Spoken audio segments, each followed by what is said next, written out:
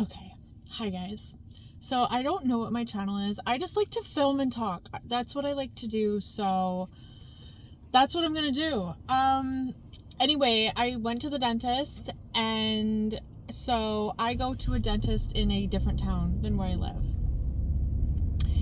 And I saw this couple that I know, and they live in Vancouver, and so they're really far from where they live. And so I went to Starbucks after, and that's where I saw them. And let me know if you feel the same. So when I see people that I know, unless they directly cross my path, I don't like to go out of my way to say hi. Because I feel like those type of interactions are so awkward. Like when it's not a planned interaction and you go up to people and you're like, oh, hey, and they're doing their thing. Like to me, it is so awkward. I hate when that happens to me. Anyway, okay, so I see them in their car. She just comes out of Starbucks. I'm going into Starbucks to get my mobile order. I see them, but like I pretended, okay, like I'm just like, don't look that way. Like I'll just pretend like I don't see them because I'm awkward. I want to say hi, like I do, but I'm just like, this is going to be so awkward. So I go in, I come out back to my car, and I'm like, I really feel like I should say hi. I think about how odd the coincidence is that I'm seeing them out here. Like maybe it's meant to be. Maybe I just need to go say hi. So I'm like, okay, just fucking go and say hi. Like, what is your problem? So I go over there. They're busy in their car. They got their one car door open, and I go up and I'm like, hey, and they're not looking at me. Like, I don't even know what to say when I like to get someone's attention. Like, I feel like I am so awkward, honestly. And this is why I don't like these interactions. So I'm like, hey guys, or something, and they turn around, and I swear they looked at me like, who the fuck are you? Like, it took them a minute because I don't know this couple very well.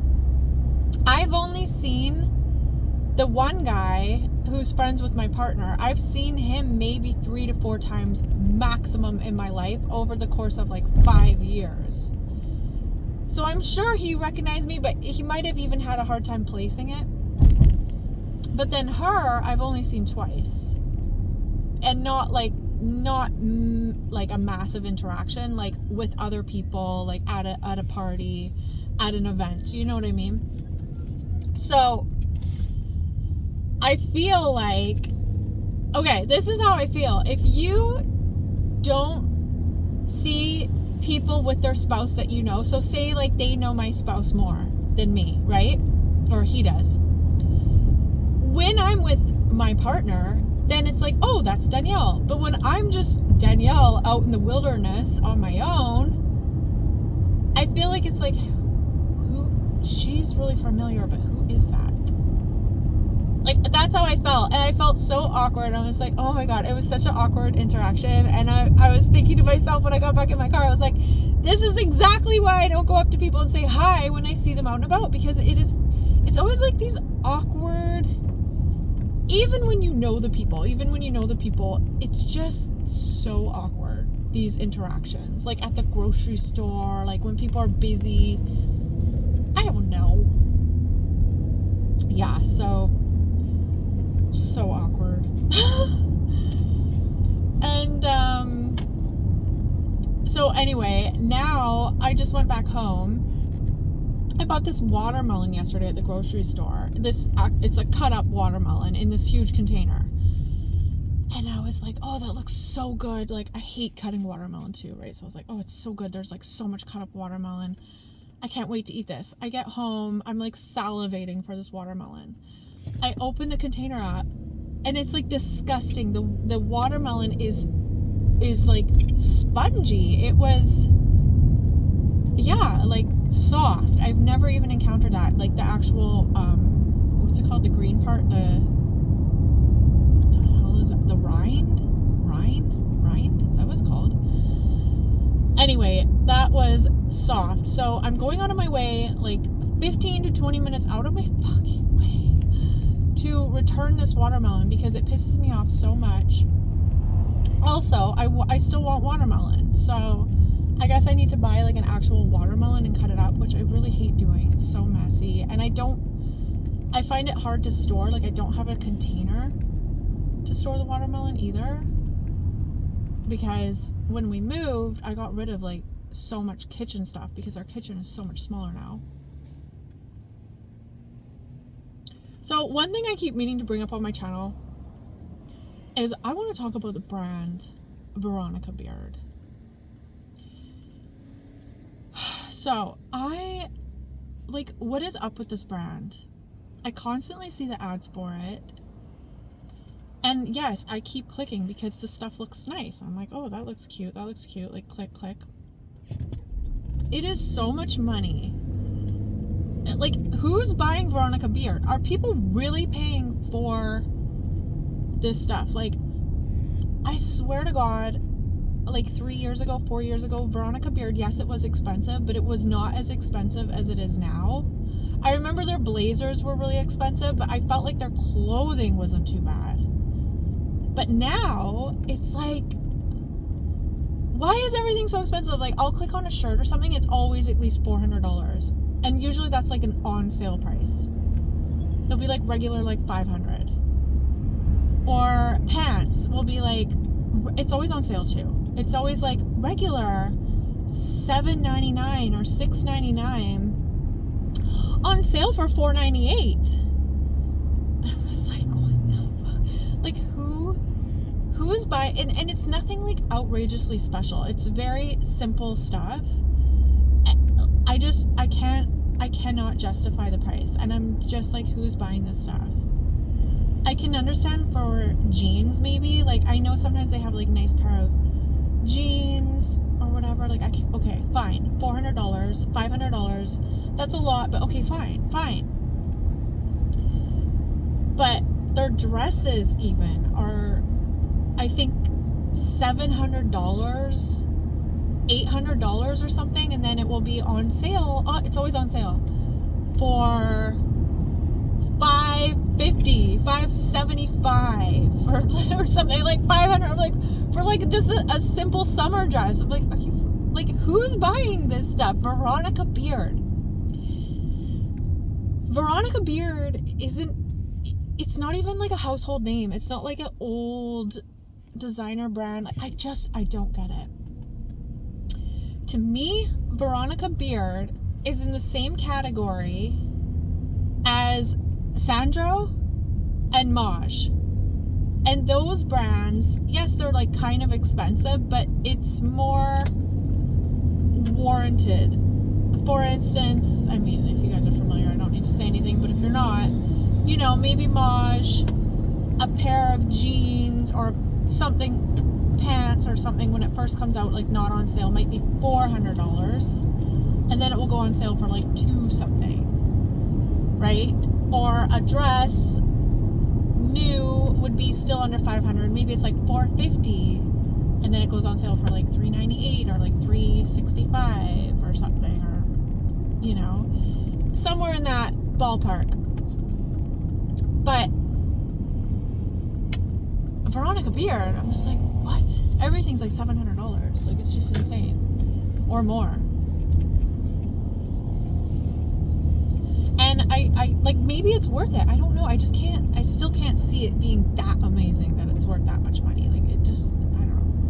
Please let me know if you've purchased Veronica Beard. I really want to try some stuff on. There's just nowhere here to try that on. We have no stores. All the stores have shut. There's like no stores where I live. Even in Vancouver, like, everything's shutting. It's crazy. So it's online ordering only, and I don't even think that they accept returns. And I mean, if they do, you probably have to spend, it's probably like $50 to ship back or something crazy. This guy beside me has one of those trucks. When he drives, it makes the black smoke, so I just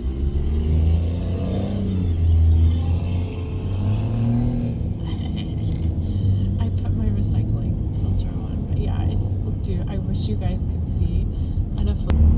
Okay, he's not making it right now. He's the truck in the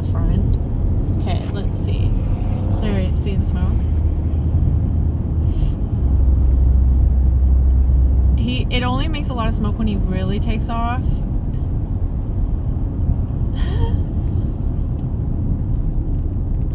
Okay, so you know how I was telling you guys I'm going to go to Guadalajara? Well, I don't know, because supposedly the crime has gotten like really bad there, and it seems like everybody gets their phone stolen. And if you don't believe me, just type in stolen phone Guadalajara. Just type that into YouTube, and there will be a million YouTube videos of how someone's phone got stolen. People that live there, so many people, that most of the people actually that have had their phone stolen live there, that make these videos. And I just keep picturing myself there alone and like having my phone stolen. I'm like, are you kidding me? Like, I will die. My phone is everything. And the thing is too, is I like to take pictures, I like to record, so I always have my phone out. And I guess I'm scared. And I don't want to be scared, and I'm not the type of person that lives that way. But at the same time, it's really bad. And another thing that's going on bad in Guadalajara is these stupid protests, which are being funded by NGOs, and people just think they're all like grassroots. But anyway, where it's like, gringo go home, and there's even people with signs that say like, kill the gringos. And yeah, like spray painting on walls like, kill gringos. And I'm just thinking like, I'm not a gringo, but like, dude, what if you think I am? Like, I don't want to be targeted. What if there is this like crazy protest, and what if there's just this like mental person, because obviously these people are mental, that want to attack me? I don't know, like, I just feel a little off being there on my own right now, because I've never been there before, so I just don't know. And it is a very big city. And yeah, I was gonna go there until I heard of the protest. I was like, okay, like, phone thefts, okay, bad, but you know, I'll be really careful. But this whole protesting crap really freaks me out. And okay, so this is my change of plans. Oh, these two trucks must be together. Are they together? So I am going to go to Puerto Vallarta again, because I just love Puerto Vallarta, but also because I want to go to Querétaro and San Miguel. So if you are not familiar, those two places, San Miguel is like, I think, an hour and a half from Querétaro, and then that, I think, is only an hour flight out of Puerto Vallarta. So originally I was looking at flying from Vancouver straight to Querétaro, but when you look at that, the flight options are horrible. You have to transfer in Mexico City or else in the States. The duration is like 13 hours is like the shortest duration travel time. I'm like, that sounds horrible. I don't want to do that. So I thought, well, why don't I go to Puerto Vallarta, 5-hour nonstop flight, spend a few days there, then book a flight to Querétaro. So I looked into that, and oh my god, you guys, that's so much better. And you know what's really insane? Is if you book straight from Vancouver to Querétaro, like round trip, that is over $2,000. Oh my god, you guys, the homeless here. I'm just driving by homeless like all day long, homeless, passed out on drugs everywhere, just everywhere. It's crazy, everywhere. Okay, sorry. It's just like, I just saw a whole bunch, and then I just saw more, and it's just like, are you kidding me? So, and this is the thing too, like, we think Mexico's so scary. Maybe where I live is scary. Like, I live like right by, like, in the vicinity of like Surrey. Like, have you heard of Surrey, BC? Surrey in Canada? Sorry, I'm getting sidetracked. Like, dude, we have like so many gang shootings here. It's insane. It's insane. So sometimes I'm like, is it that bad, or are we just being fear-mongered? Okay, anyway, sorry. So when you book the round trip from Vancouver to Querétaro, it is like $2,000. But if you book a round trip from Vancouver to Puerto Vallarta, it was around $900, and that's even with my upgraded seats. That's nonstop. And then if you want to go to Querétaro from Puerto Vallarta, it's only $200 round trip. So that puts your that puts you just over $1,100 or right around $1,100 with all your flights. Plus, you get another destination. So, and then I don't have to do the huge travel day, like the 12-hour, 13-hour travel days. I get to break it up, spend time in Puerto Vallarta, then go to the airport, do a quick 1-hour flight. Like, that's so much better. That's so much better. And the craziest part of all is how much money I would save. So that savings would pay for my stay while I'm in Puerto Vallarta. It's like a no-brainer. And yeah, and then the longest flight is just a 5-hour flight. I just think that's amazing. So that's what I'm going to do. Querétaro is very safe. San Miguel is very safe. They are like two of the safest places you can go in Mexico. I've always wanted to go to those places. If you don't know, it's literally like going to Europe. Just check them out online if you're curious. It's absolutely beautiful. It's like Europe. It's literally like going to Europe. And the great thing is you don't have to do a huge flight. So, and it's cheaper. Like way cheaper. Meaning, it's way cheaper than going to Europe. So, win. And I think too, that's like such a better itinerary for me being alone. Because I'm just not sure, as a solo traveler going to Guadalajara for the first time. I don't know. And I haven't been practicing my Spanish at all. I totally dropped off. I don't know why.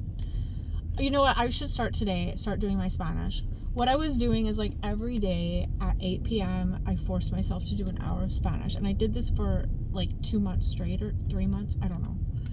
And then I just stopped. I don't know why. So I need to get back on track with that. And also, I haven't heard of any like insane protests. I have seen Facebook groups where people are complaining about expats.